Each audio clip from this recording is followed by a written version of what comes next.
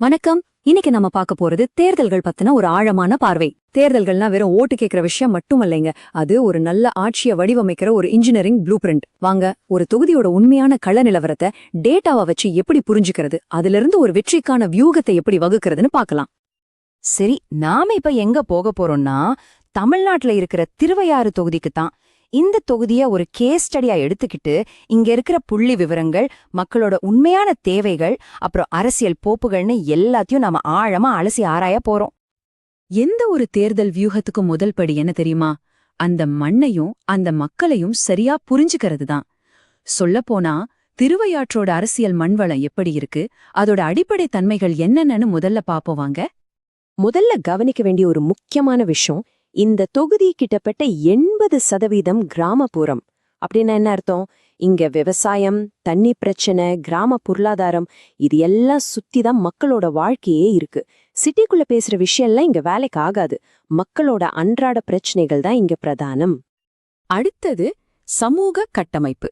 இது அரசியல்ல நம்ம புறக்கணிக்க முடியாத ஒரு யதார்த்தம். இங்கு தேவர் சமுதாயத்தினர் சுமார் 40%, பட்டியலின மக்கள் 26% இருக்காங்க. ஒரு நல்ல நிலையான ஆட்சி அமையணும்னா இந்த எல்லா சமூகங்களோட தேவைகளையும் அவங்க எதிர்பார்ப்புகளையும் சமமா பார்த்து சரி செய்ய வேண்டியது ரொம்ப அவசியம். இப்ப பாருங்க, இங்கதான் உண்மையான சவாலே ஆரம்பிக்குது. வேலை செய்யறவங்கள்ல கிட்டத்தட்ட 43% பேர் விவசாய கூலிகள். அதாவது அவங்க வருமானம் மழையையும் காலநிலையையும் நம்பிதான் இருக்கு. ஒரு நிரந்தர வருமானம் இல்லைங்கிறது தான் இந்த பகுதியோட மிகப்பெரிய பொருளாதார பலவீனம். இந்த இடத்துலதான் நம்ம அரசியலமைப்பு சட்டம் சொல்ற ஒரு முக்கியமான விஷயத்த நாம நினைவில் கொள்ளணும். ஒவ்வொரு குடிமகனுக்கும் கண்ணியமான வாழ்க்கைக்கான உரிமையை உறுதி செய்வது ஒரு அரசின் கடமை. அதோட இந்த மாதிரி திட்டங்களை செயல்படுத்தும் போது மக்களோட தனிப்பட்ட தரவுகளை அவங்க அனுமதியோடவும் மிகுந்த பொறுப்புணர்வோடவும் கையாள்வது ரொம்ப முக்கியம். சரி, இப்போ திருவையாற்றோட அதிகார அரசியல் எப்படி இருக்குன்னு பாப்போம். இங்க ஒரு ரொம்ப சுவாரஸ்யமான முரண்பாடு இருக்கு. அதாவது ஒரு பாரடாக்ஸ். வாங்க, அது என்னன்னு பார்க்கலாம்.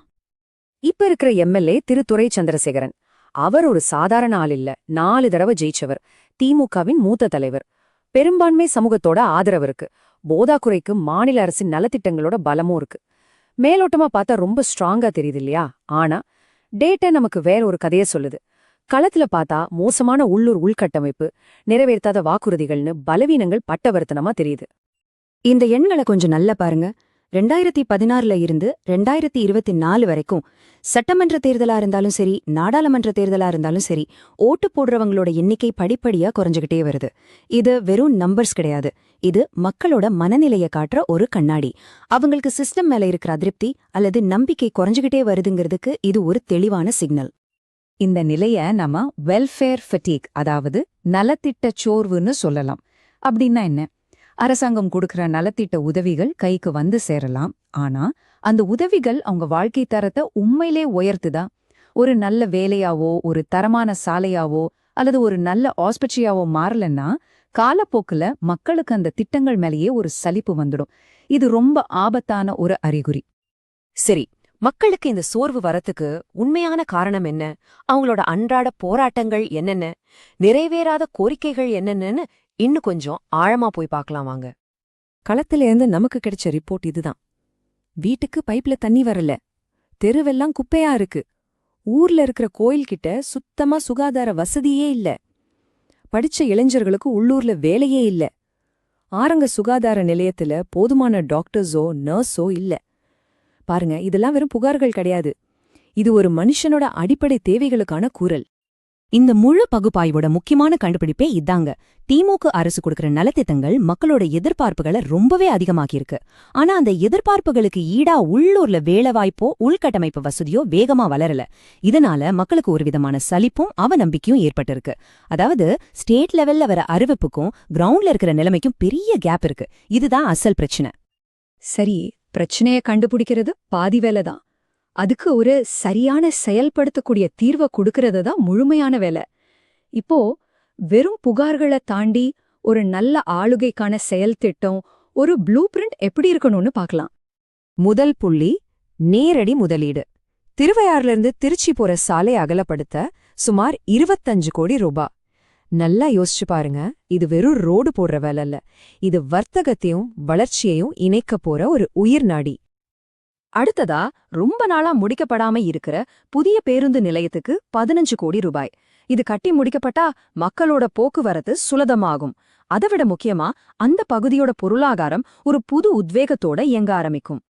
இது எல்லாத்தையும் விட ரொம்ப முக்கியமானதே இதுதான். இளைஞர்களோட எதிர்காலத்துக்காக 10 கோடி ரூபாய் முதலீட்ல ஒரு புதிய தொழில் பயிற்சி நிலையம். வருஷத்துக்கு 1000 இளைஞர்களுக்கு நவீன தொழில்களுக்கான பயிற்சி கொடுக்க முடியும். இதுதான் உண்மையான நீடித்த நலத்திட்டம்.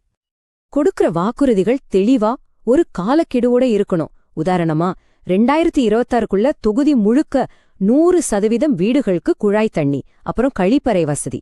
இங்க இருக்கிற ஆரம்ப சுகாதார நிலையத்தை 24 மணி நேரமும் இயங்குற ஒரு முழுமையான மருத்துவமனையா மாத்துறது. இதுதான் ஒரு அரசாங்கத்தோட பொறுப்பு. இந்த மாதிரி திட்டங்களை செயல்படுத்தும் போது மக்களோட கண்ணியத்தை மதிக்கணும். அவங்க தகவல்களோட ரேங்க்துவ பாதுகாத்து வெளிப்படைத்தன்மையோட செயல்படுவது ரொம்பவே முக்கியம். அதுதான் ஒரு நல்ல ஆளுகைக்கான அடையாளம். ஒரு நல்ல திட்டத்தை பேப்பர்ல உருவாக்குறது சுலபம். ஆனா அது மட்டுமே வெற்றிய தராது. அந்த திட்டத்தை மக்கள் கிட்ட சரியா கொண்டு போய் சேர்க்கறது ஒரு கலை, ஒரு அறிவியல். இப்போ மக்களோட ஆணைய ஜெயிக்கிறதுக்கான அந்த இன்ஜினியரிங் வியூகம் என்னன்னு பார்க்கலாம். வியூகம் ரொம்ப நேரடியானது. ஒவ்வொரு தரப்பு மக்களுக்கும் அவங்க மொழியில அவங்க பிரச்சனைக்கு தீர்வு சொல்ற மாதிரி பேசணும். விவசாயிகள் கிட்டயா தண்ணி பிரச்சனை, கடன் பிரச்சனை பத்தி பேசுங்க. இளைஞர்களா வேலைவாய்ப்பு, திறன் மேம்பாட்டு திட்டங்களை முன்னிறுத்துங்க. பெண்களா அவங்களுக்கான பிரத்யேக நலத்திட்டங்களை எடுத்து சொல்லுங்க. இப்படி ஒவ்வொருத்தரோட முக்கிய தேவையை புரிஞ்சுக்கிட்டு அதுக்கான தீர்வு முன்னாடி வைக்கிறது தான் சரியான வியூகம். அப்போ வெற்றி தோல்விய தீர்மானிக்க போற அந்த நடுநிலை வாக்காளர்களை எப்படி நம்ம பக்கம் கொண்டு வர்றது? சித்தாந்தம், கொள்கைன்னு பேசி அவங்கள குழப்பாம அவங்களோட அன்றாட பிரச்சனைகளை மையமா வச்சு பேசணும். ரோடு, தண்ணி, வேலைவாய்ப்பு இந்த மாதிரி விஷயங்களுக்கு தீர்வு கொடுத்தா அவங்க ஆதரவு நமக்கு கிடைக்கும். வளர்ச்சி அரசியலுக்கு மாற்று எதுவும் கிடையாது. ஆக இந்த முழு பகுப்பாய்வோட ஒட்டுமொத்த சாராம்சம் என்னன்னா, ஆளுகைதான் அரசியலோட புதிய கரன்சி. சும்மா வாக்குறுதிகளை அள்ளி வீசுற காலமெல்லாம் மலையேறி போச்சு. இப்போ யாரு ஒரு தெளிவான செயல் திட்டத்தோட வர்றாங்களோ, யார் அதை செஞ்சு காட்டுறாங்களோ அவங்க பக்கம்தான் மக்கள் நிப்பாங்க.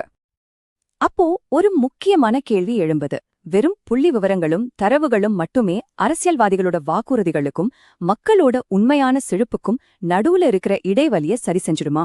இதுதான் நம்ம எல்லாரும் யோசிக்க வேண்டிய விஷயம். நீங்கள் மக்கள் மைய தலைவராக மாறி உங்கள் தொகுதியை மேம்படுத்த விரும்பினா blueprintstrategies.ai ஐ mgr@blueprintstrategies.ai என்ற மின்னஞ்சல் முகவரியில் தொடர்பு கொள்ளவும், அல்லது 08042041 602 என்ற எண்ணில் அழைக்கவும். அரசியலுக்கு அப்பாற்பட்ட ஒரு நோக்கம்.